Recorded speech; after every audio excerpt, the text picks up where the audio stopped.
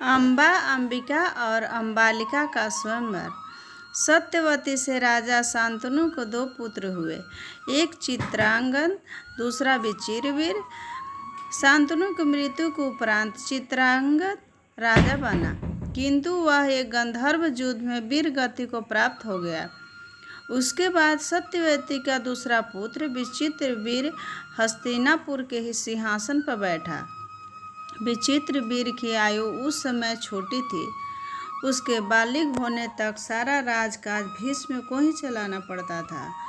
जब विचित्रवीर बालिग हो गया तब भीष्म को उसके विवाह की चिंता हुई।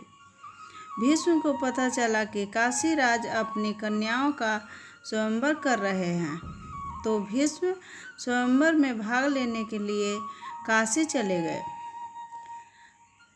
काशीराज की कन्याओं अम्बा, अंबिका और अम्बालिका अपूर्व सुंदरियां थीं।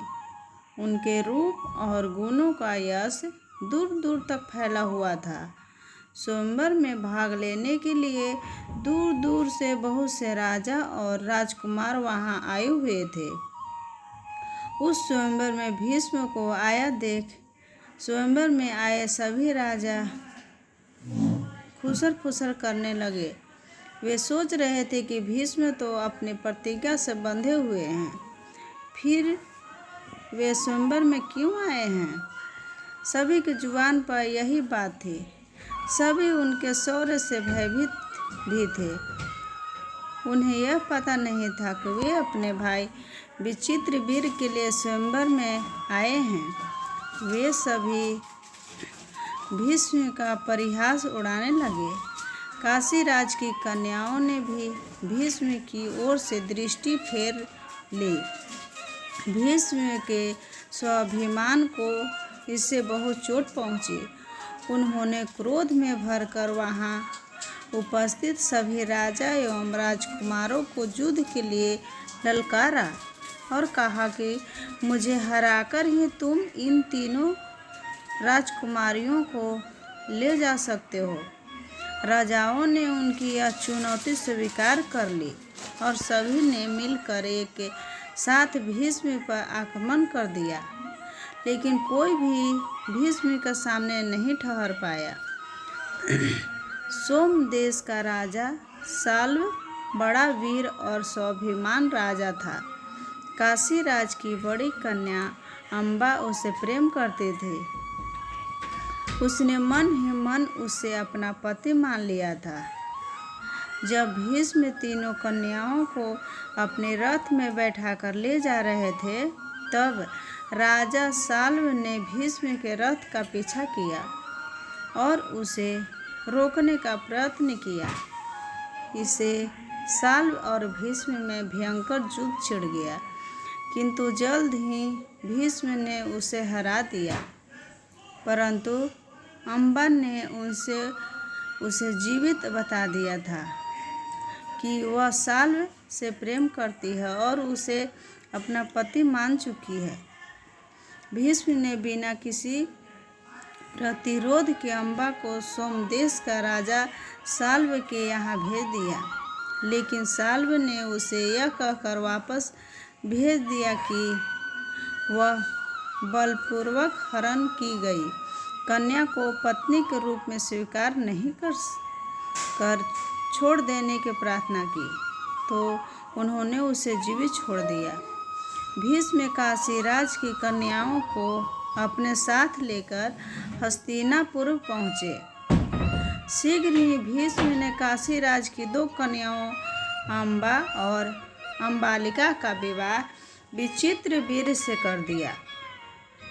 काशीराज की बड़ी कन्या अम्बा ने भीष्म से पहले ही बता दिया था कि वह साल्व से प्रेम करती है और उसे अपना पति मान चुकी है।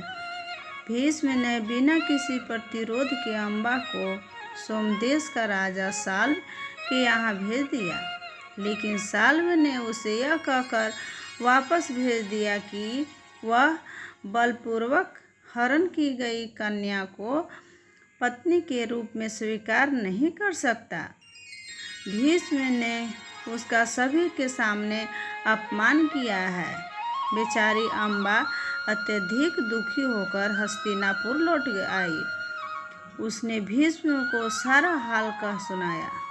तब भीष्म ने विचित्रवीर से कहा कि वह अम्बा से विवाह कर ले, लेकिन विचित्रवीर भी अम्बा से विवाह करने के लिए तैयार नहीं हुए।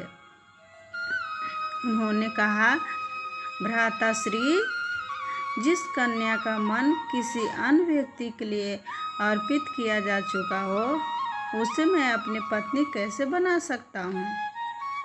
अब तो बेचारी अम्बा न तो उधर की रही और न ही इधर की। कोई मार्ग न देखकर अम्बा ने भीष्म से कहा, हे गांगे, अब मेरा क्या होगा? आप मुझे हरकर लाए थे, अब आप ही मुझसे विवाह करें।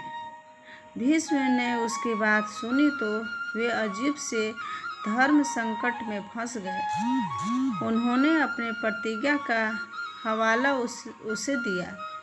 अम्बे, मैं अपनी प्रतिज्ञा नहीं तोड़ सकता। मैं विचित्रवीर को ही फिर से समझाने का प्रयत्न करूँगा, किंतु न तो विचित्रवीर माना और न राजा साल्व ही उसे स्वीकार किया। भीष्म भी अपनी प्रतिज्ञा से टस से मस नहीं हुए। अम्बा को अपने जीवन व्यर्थ लगने लगा। रो रो कर उसकी आंखें सूज गई, आंसू सूख गए, परंतु उस पर किसी को भी दया नहीं आई। उसे सारा दोष भीष्म को ही लगा। वह भीष्म से बदला लेने के लिए अग्नि में झुलसने लगी। उसने भीष्म को पराजित करने के लिए अनेक राजाओं से सहायता मांगी, परंतु कोई भी भीष्म से टकराने के लिए आगे नहीं आया। हारकर अम्बा ने भगवान कार्तिकेय का ध्यान करते हुए घोर तपस्या की। भगवान कार्तिकेय उसकी भक्ति से प्रसन्न होकर उसके पास आए। उन्होंने सदा ताज़ा रहने वाले कमल के फूलों की एक माला अम्बा को दी और कहा, अम्बा, यह माला तू जिसके गले में डाल देगी, वह भीष्म के विनाश के कारण बनेगा। माला पाकर अम्बा बड़ी प्रसन्न हुई।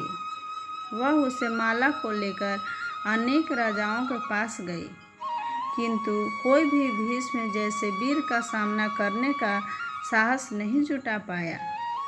सबसे अंत में पंचाल देश के राजा ध्रुपद के पास वह पहुंची।